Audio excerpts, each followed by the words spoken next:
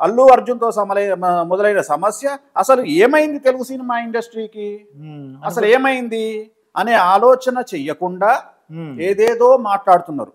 ఆలోచన చేయాల్సింది ఎందుకు ఆగస్టు నుండి మనం వేణుస్వామిని గెలికినప్పటి నుండి ఎందుకు సినిమా ఇండస్ట్రీలో డిస్టర్బెన్స్ స్టార్ట్ అయింది, రేపు మార్చి నుండి 2025 మార్చి నుండి మళ్ళీ ఏదో రాజకీయంగా పెను సంచలనాలు నమోదు కాబోతున్నాయి, అసలు ఎందుకు జరుగుతున్నాయి, ఇది కదా ఆలోచన చేయాల్సింది. నేను ఒకటే మాట అన్నా, 2 తెలుగు రాష్ట్రాలలో పక్కన పెడితే తెలుగు చిత్ర పరిశ్రమ గింగిరాలు తిరుగుతుంది అని నేను ఒక ఇంటర్వ్యూలో చెప్పాను. అసలు ఇట్లాంటి 4 పెద్ద ఇన్సిడెంట్లు ఎప్పుడన్నా చూసినారా మీ జీవితంలో తెలుగు ఇండస్ట్రీలో? లేదు కదండి, ఇంకా చూడలేదు కదా. ఇలాంటి పెద్ద ఇన్సిడెంట్లు ఒక టాప్ హీరోకు సంబంధించిన కన్వెన్షన్ గులగొట్టడము, ఒక పెద్ద డైరెక్టర్, భారతదేశానికి పేరు తెచ్చిన డైరెక్టర్ను టార్చర్ పెట్టడము, ఒక హీరోను, పాన్ ఇండియా హీరోను ఒకరోజు జైల్లో పెట్టడము, అలాగే 72 సంవత్సరాల చరిత్ర కలిగిన ఒక వ్యక్తి గొడవలు, మోహన్ బాబు గారు, ఇవన్నీ ఎప్పుడన్నా మీ జీవితంలో చూసారా? లేదండి. మరి నేను ఆల్రెడీ ఆగస్టులోనే చెప్పాను కదా తెలుగు చిత్ర పరిశ్రమ గింగిరాలు తిరుగుతుందని. మరి దాని అర్థం అదే కదా. సో ఇంకా చాలా ఉన్నాయి, ఇంకా చాలా జరుగుతాయి. సో నేను అందుకనే అంటున్నాను, నేను తుస్సా పస్సా బుస్సా అనేది సమాజంలో ఉండే నన్ను ఫాలో అయ్యే వాళ్ళు డిసైడ్ చేస్తారు తప్ప ప్లూటో గురించి కామెంట్ చేసే శాస్త్రజ్ఞులాగా ఒక రూమ్లో కూర్చోనో ఇంకో దగ్గర కూర్చోనో మాట్లాడుకునే వాళ్ళతో నాకు పట్టింపు లేదు, నేను పట్టించుకోను.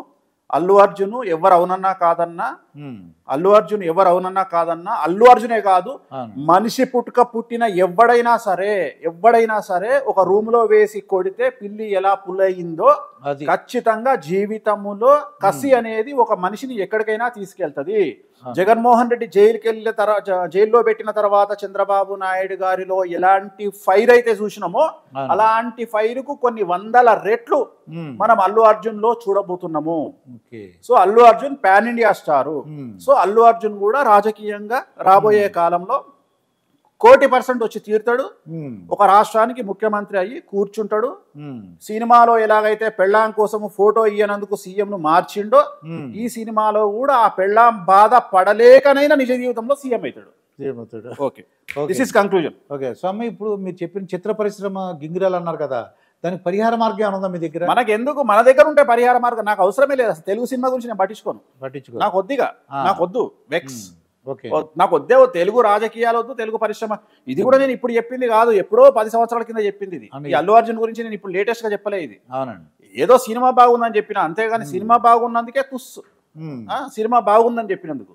సో నేను ఒకటి నమ్ముతానండి, మనము జాతకం బాగుంటే ఎవడు ఏమి పీకలేడు. అది అలాగే